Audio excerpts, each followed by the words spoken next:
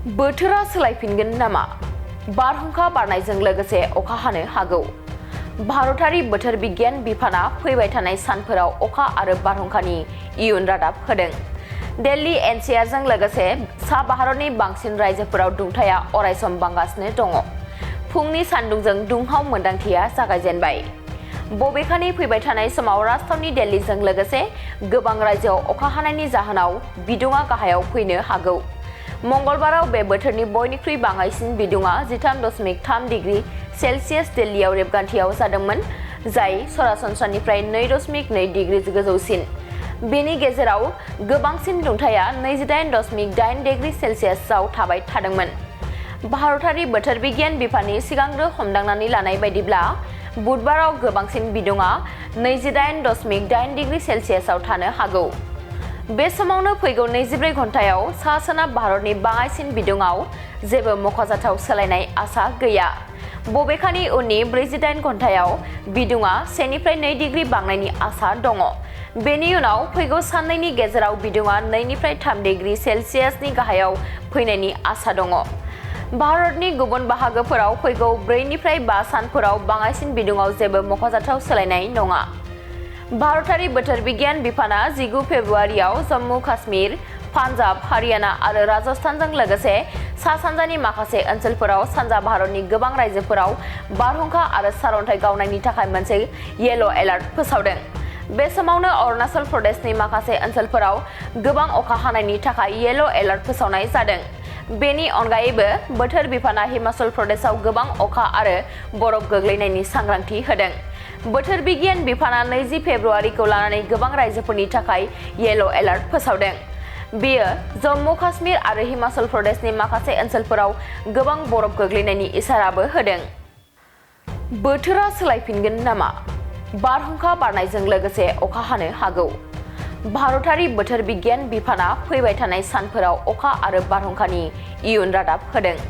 दिल्ली एनसीआरजों लोगोसे सा भारतनि बांसिन रायजोफोराव दुंथाया अरायसम बांगासिनो दङ। फुंनि सानदुंजों दुंहाव मोन्दांथिया जागायजेनबाय। बबेखानि फैबाय थानाय समाव राजधानी दिल्लीजों लोगोसे गोबां रायजोआव अखा हानायनि जाहोनाव बिदुङा गाहायाव फैनो हागौ। मंगलबाराव बे बोथोरनि बयनिख्रुइ बाङाइसिन बिदुङा 13.3 डिग्री सेल्सियास दिल्लीयाव रेबगान्थियाव जादोंमोन, जाय सरासनस्रानिफ्राय 2.2 डिग्री गोजौसिन। बेनि गेजेराव गोबांसिन दुंथाया 28.8 डिग्री सेल्सियासआव थाबाय थादोंमोन। भारतारि बोथोर बिगियान बिफाननि सिगांग्रो हमदांनानै लानाय बायदिब्ला बुधबाराव गोबांसिन बिदुङा 28.8 डिग्री सेल्सियासआव थानो हागौ। बे समावनो फैगौ 24 घन्टायाव सा-सोनाब भारतनि बाङाइसिन बिदुङाव जेबो मख'जाथाव सोलायनाय आसा गैया। बबेखानि उननि 48 घन्टायाव बिदुङा 1 निफ्राय 2 डिग्री बांनायनि आसा दङ। बेनि उनाव फैगौ साननैनि गेजेराव बिदुङा 2 निफ्राय 3 डिग्री सेल्सियासनि गाहायाव फैनायनि आसा दङ। भारतनि गुबुन बाहागोफोराव फैगौ 4 निफ्राय 5 सानफोराव बाङाइसिन बिदुङाव जेबो मख'जाथाव सोलायनाय नङा। भारतारि बोथोर बिगियान बिफाना 19 फेब्रुआरियाव जम्मु काश्मीर, पान्जाब, हारियाना आरो राजस्थानजों लोगोसे सा-सानजानि माखासे ओनसोलफोराव सानजा भारतनि गोबां रायजोफोराव बारहुंखा आरो सारअन्थाइ गावनायनि थाखाय मोनसे येलो एलार्ट फोसावदों। बे समावनो अरुणाचल प्रदेशनि माखासे ओनसोलफोराव गोबां अखा हानायनि थाखाय येलो एलार्ट फोसावनाय जादों। बेनि अनगायैबो बोथोर बिफाना हिमाचल प्रदेशआव गोबां अखा आरो बरफ गोग्लैनायनि सांग्रांथि होदों। बोथोर बिगियान बिफाना 20 फेब्रुआरिखौ लानानै गोबां रायजोफोरनि थाखाय येलो एलार्ट फोसावदों। बेयो जम्मु काश्मीर आरो हिमाचल प्रदेशनि माखासे ओनसोलफोराव गोबां बरफ गोग्लैनायनि इसाराबो होदों। नोंथाङा रेलवे, आसाम पुलिस, बेंक, टेट बायदि सरखारि साख्रि मावनो गोसो दं नामा? एबा नोंथाङा बेफोर बायदि साख्रिनि थाखाय थियारि खालामगासिनो दं नामा? नोंथाङा railway, Assam police, banking, SSC, Assam direct recruitment, TET बायदिनि आनजादखौ खनले होदोंब्लाबो जाफुंसारनायखौ मोननो हायाखै नामा?